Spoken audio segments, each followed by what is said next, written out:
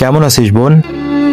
আমি ভালো আছি দাদা, কিন্তু তোরা আসবি আমাকে আগে থেকে বলে দিতে পারতি, তাহলে আমি প্রিপারেশন নিয়ে রাখতাম। আরে এটা আবার বলার কথা নাকি? নিজের বোনের বাড়ি আসবো সেটাও বলে আসতে হবে নাকি? যাই হোক, থ্যাংক ইউ। আয় ভেতরে আয়, এসো।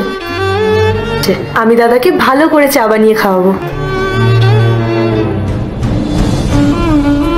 আরে এতে তো দুধই নেই, খালি মুখে ওদেরকে কি করে পাঠিয়ে দিই?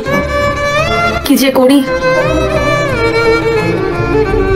মাজা, হ্যাঁ এই মাজাটা আমি ওদেরকে দিয়ে দিই। ভালোই হয়েছে, কালকে আমি একটু বাঁচিয়ে রেখেছিলাম। দাদা এই নে তোর ফেভারিট স্প্রাইট, এই নাও।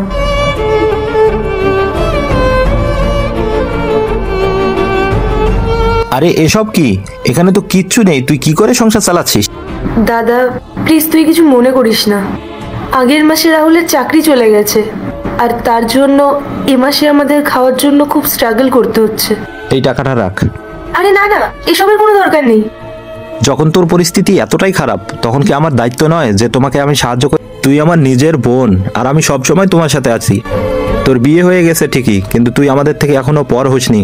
আর এই টাকাটা তুই রাখ, তোর যদি পরে কোনো অসুবিধা হয় আমাকে অবশ্যই জানাবি। আচ্ছা।